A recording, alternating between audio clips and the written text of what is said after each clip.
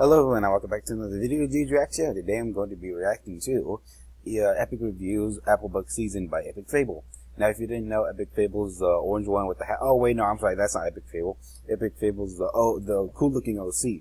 So yeah, I've remember seeing an Applebuck Season. I can't remember some details about it, but I'm happy to hear his inputs on it. So yeah, let's begin this. So, Applejack, I heard you needed help with the harvest, and since you're my favorite and all, I thought a little magic know-how could help with that. Oh, that ain't good. What in tarnation?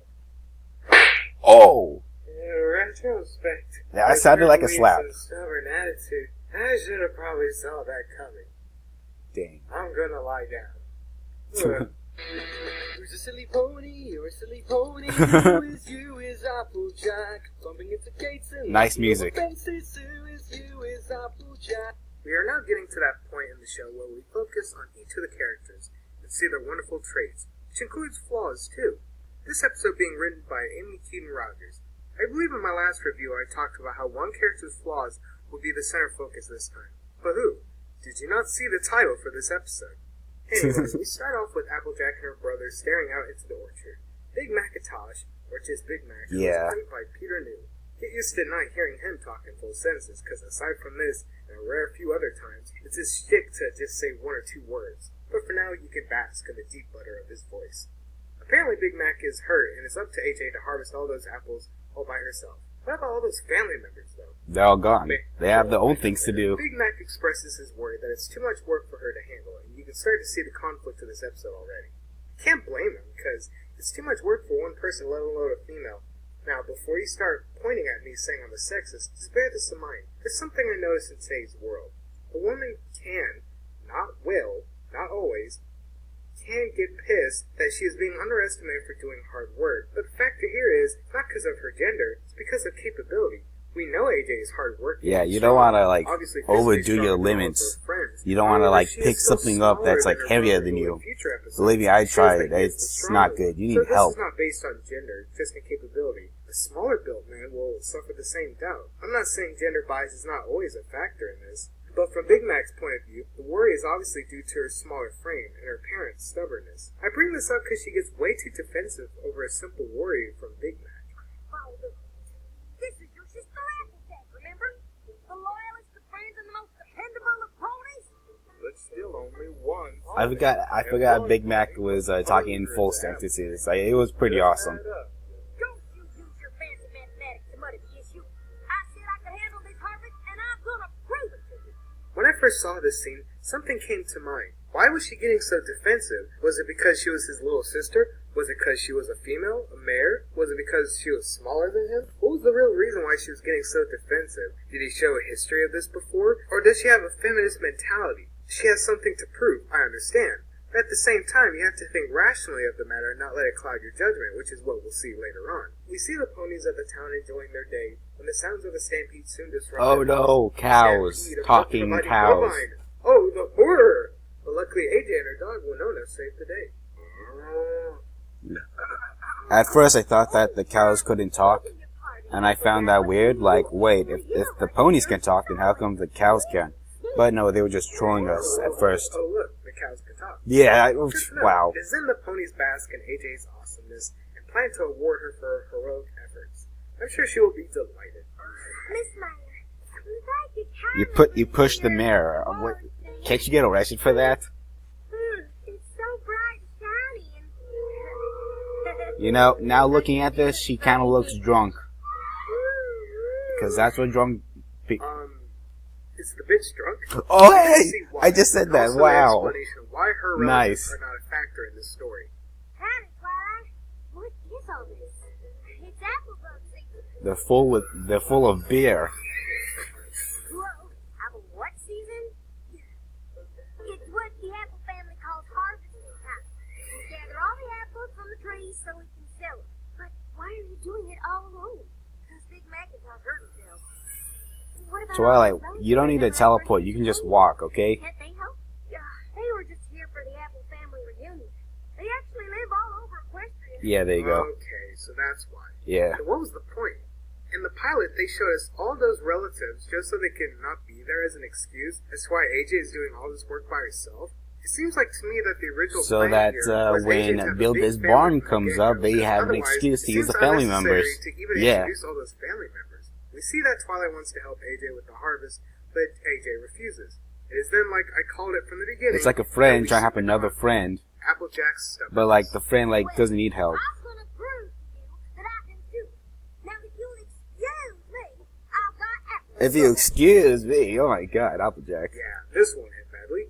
We then run across an impatient Rainbow waiting for AJ, so she can help pull her in an obvious dumb stunt to impress the Wonderbolts. Yeah. With some failed attempts later, Ow. we see how an apple can weigh more than a rainbow, Ah, as well as dang it. project said rainbow towards the other side of town. After Okay, the bye, rainbow Rainbow. crashes into a star's home, we then get a confrontation. Oh dang. Ooh, that's just going to make this worse. Not only does she get a head injury, it also leaves her hearing impaired. Slightly. Twilight tries to convince AJ that she needs help, but due to her pride, Applejack doesn't really listen, and after another head injury, it leaves her vision distorted, just as she's going to help Pinky bake She's some derpy. While putting Yeah. every possible wrong ingredient, we see that Applejack has now committed a crime, Oh, dang. poisoning the bakery's customers, and we learn Spike likes worms. Oh Good on dang. you. Twilight tries to intervene again, but that pride and stubbornness just won't let AJ see reason. Though it's hard to see reason due to sleep deprivation, and a couple of head injuries, and this, of course, leaves Twilight upset and worried. More so upset. That pony is stubborn as a mule. No, yeah. Was he Whoa, just? whoa, was he dude, ju- where did you come from? Yeah, was he just Ugly standing there? bastard. But hey, at least he didn't take what she said to heart, so good on you. She then helps Fluttershy out to wrangle the bunnies. Was he just like standing there? Lots of new baby bunnies have been born, so it's my job to get a count of all the new families. Nigga, why? No, really, why? Why do you need to count all the new bunny families? And you wonder Yeah, why the show that seems like Good thing I unimportant. got So. into it later seasons. Though that is a major reason why a lot of people came to like the show later than in the beginning. While they do pay attention to detail in its characters, there's still some overly girly elements, such as Rarity, Fluttershy, somewhat Pinky, and Miss Gala. Should we really be surprised that the show repels some people? It is the main reason why I couldn't get into it too much in the beginning. The later seasons were more lax and more balanced with who and how they targeted the kids. Yeah. But there will be more on that later in my reviews as I go on. Let's go back to the needless bunny counting. At least even in the early seasons, there was something to balance it out, such as AJ's realism, which I enjoyed. AJ in her tired state doesn't realize that using a dog to get the bunnies together is not a smart move. It gets to Yeah. a point where the rabbits are running rampant and inconveniencing all the farmers and plant growers. How do you get scared of running bunnies? Like that's not scary at all. It's actually pretty cute. Aw, the flower ponies. I love them. Yeah. Gotta love Twilight's straight-up humor. It is the last straw as Twilight goes to confront Applejack for the last time. All right, Applejack. Your applebucking hasn't just caused you problems. It's overpropelled Pegasus, practically poisoned plenty of ponies, and terrorized bushels of brand new bouncing baby bunnies. I don't That care sounds what you really say, ridiculous. You need help. Nice wordplay. Naturally, this doesn't work, and AJ gets done with the whole harvest. But really, then- turns out she only got a sector done, not the whole orchard. Dang it. Her. So alas, now that she has hit rock bottom, she realizes what she must do. So then we get our moral of the episode. She needs help. She finds it hard to accept it. So while friendship is about giving of ourselves, Yeah, Twilight could have just done that in one go. friends have to offer. She could have just done that one. I see. So Twilight helps with magic, and she gets juice. I try to help with magic, and I get a kick to the face. Well, And thus you're we're an back. OC, so I yeah. thought it pretty entertaining, though jarring. Plus, at times you're because a of her boy. stubbornness, which in my You life know. I've seen it too much, especially with my female friends. Though for AJ, it is understandable for her background and obvious upbringing. The pros for this is the overall slapstick humor, resulting with AJ's stubbornness, showing it's not just ponies that can talk, such as the cows. It establishes Applejack's character, and hopefully it wasn't one note, and that ponies will freak over anything. The cons here are pretty much Applejack's stubbornness, and how it just affects the overall narrative. But that's kind of on purpose, considering that is the conflict they're going for. And that's more so of me not liking that stubborn attitude anyway from my past experiences in my life. So that doesn't really hurt the episode in its own way. That's just my own bias. Overall, I did enjoy it, and I'm sure I'll enjoy more of our little orange apple. I'm Yeah. Fable. Thanks for watching. Oh, and it's pretty cool.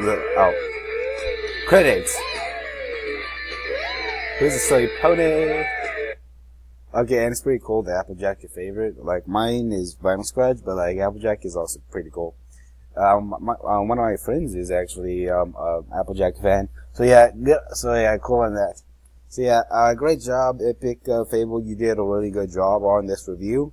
You pointed out some things that I didn't notice at first, such as like how ridiculous counting the baby bunnies were.